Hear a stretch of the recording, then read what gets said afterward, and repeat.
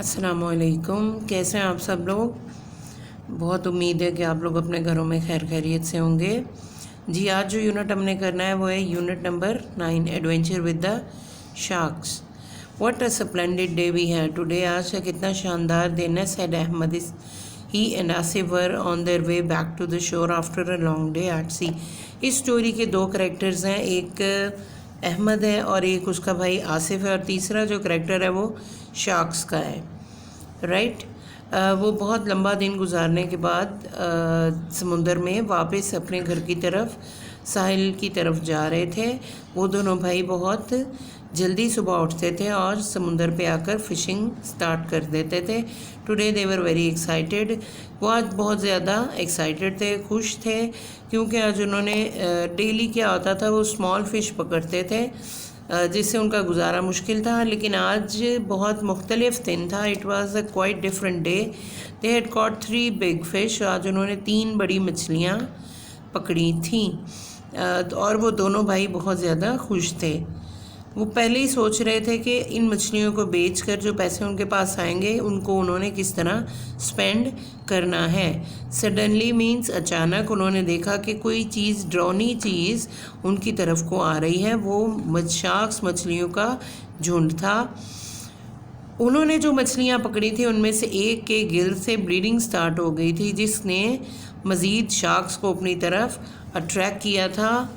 उस जो उनकी जो पकड़ी हुई मछली थी उसमें से खून जो निकल रहा था, वो बोट में एक स्मॉल होल था जिसके थ्रू वो पानी में नीचे गया और उन्होंने शार्क्स को अट्रैक्ट किया। They had never expected to see so many sharks at once. उन्होंने कभी सोचा नहीं था कि वो इतनी सारी शार्क्स को इकट्ठा देखेंगे। अब उन्होंने ऐसे टूल्स की तरफ, ऐसे हथियार या अपने जो उनके औजार थे उनकी तरफ देखना शुरू कर दिया जिससे वो ख़ुद को डिफेंड कर सकें, बचा सकें। उनके पास इस जो शार्क्स आई थी उनसे बचने के सिर्फ शार्क्स के सूट थे। इस जो आफत उनकी तरफ आई थी उसे बचने के लिए सिर्फ उनके पास 2 सूट थे। उन्होंने सबसे पहले उनको पहन लिया ताकि वो इस सिचुएशन से सक्सेस हासिल कर सकें। शार्क्स और नज़दीक आती जा रही थी और काउंट करने पर पता चला देवर 7 शार्क्स रेडी टू अटैक। वहाँ पर 7 शार्क्स थी जो अटैक कर रही थी। आसिफ ने एक रबर की शीट लेके उन फिश को कवर कर दिया जो उन्होंने पकड़ी थी। जैसे ही पहली शार्क बोट के नज़दीक पहुंची, अहमद ने जो मास्ट होता है यानी मस्तूल, जो शिप को लगा होता है मस्तूल, उसका एक शार्प एंड लेके उसने शार्क की बेली में मारा। उससे उसको बहुत ज़्यादा शार्क को तकलीफ़ हुई और दूसरी शार्क्स जो थी उन्होंने उसको खा लिया। इससे पहले कि वो शार्क्स को फिनिश कर सकें, he was sharp enough to get ready for another go that invaders. वो और भी रेडी हो गए कि जो उनको शार्क्स तंग करने आई थी वो उनसे किस तरह मुकाबला करें। Ahmed had a sharp vast knife in his hand to attack the next shark.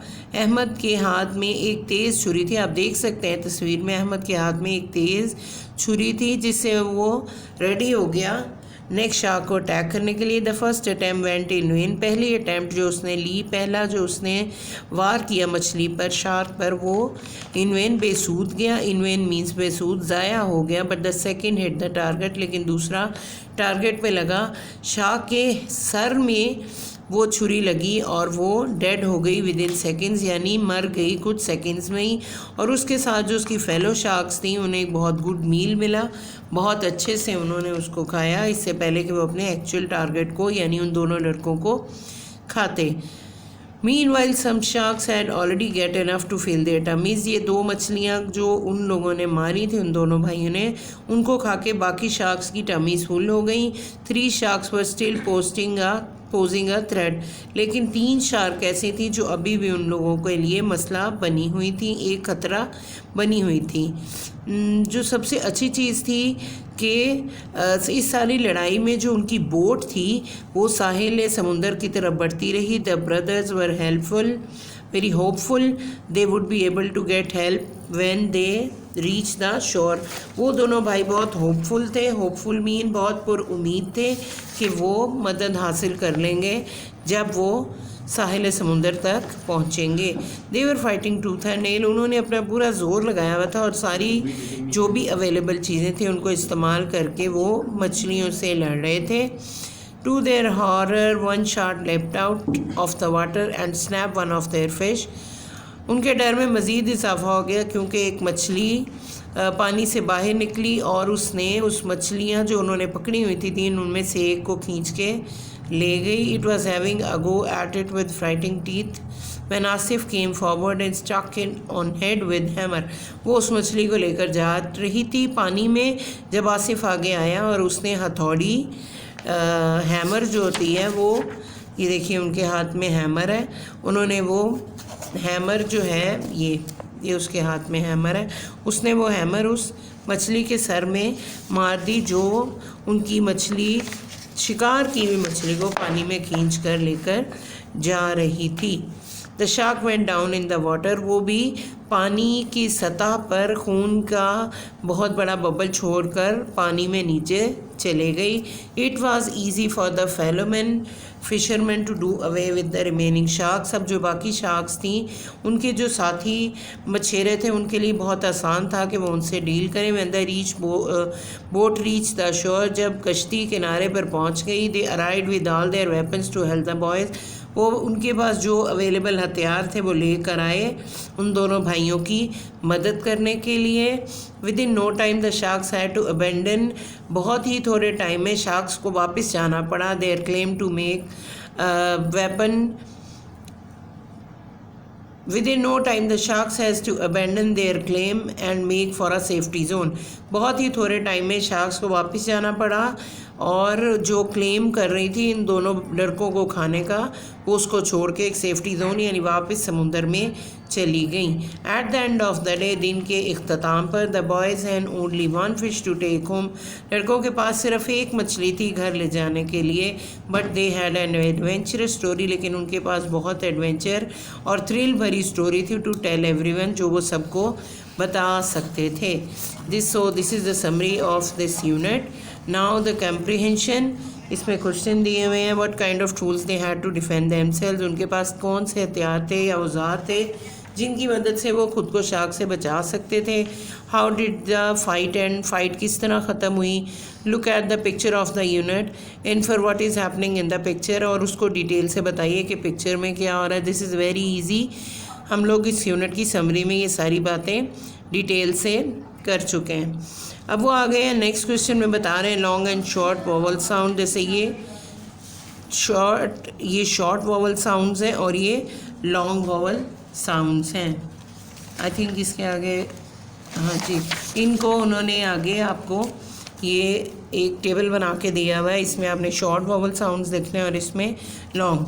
They are already decided, उन्होंने खुद से ही उसको मेंशन अलग अलग कर दिया हुआ है। फिर वर्ड मीनिंग आ जाते हैं। See eye to eye, agree with someone, ये ईडियम्स हैं और ये इनके मीनिंग्स हैं। फिर आगे आ जाते हैं फिल इन द ब्लैंक्स, जिसमें आपने ए, एन और द लगाना है। Rida lives with a family in an apartment. Because A is a vowel तो हम यहाँ पर एन लगाएंगे। आप ये ध्यान रखिएगा, एन वहाँ पर इस्तेमाल होगा जहाँ पर वॉवल यूज़ हो रहा होगा, जैसे एन अपार्टमेंट, एन ऑफिस। और there are 2 bedrooms, a kitchen and a bathroom and a drawing room. Her father's work in an office near the mall. Today they are going to visit the Lahore Museum. They are all very excited. इसी तरह ये है, इसमें भी उन्होंने आ और N का कहा है। वॉवल्स के साथ एन लगेगा, बाकी के साथ आ लगेगा। यहाँ पर इन्होंने टिप में भी इसके साथ लिखा हुआ है, हिंट दिया हुआ है। ये उन्होंने टाइप्स ऑफ सेंटेंसेस बताए हैं, imperative, exclamatory. So this is all from this unit. Your last unit of second term is unit number 9। बहुत अच्छे से पढ़िएगा, बहुत अच्छे से काम कंप्लीट करके अपना सबमिट करवाइएगा, ईमानदारी से अपने पेपर्स कीजिएगा। ये आपके लिए ही अच्छा है। अपने लिए पढ़िए, अपने पाकिस्तान, अपनी फैमिली के लिए पढ़िए और लेडी बर्ड के नाम को रोशन कीजिए। अल्लाह मियाँ आपको अपने ईमान में रखे। मेरी तरफ से अल्लाह हाफ़िज़।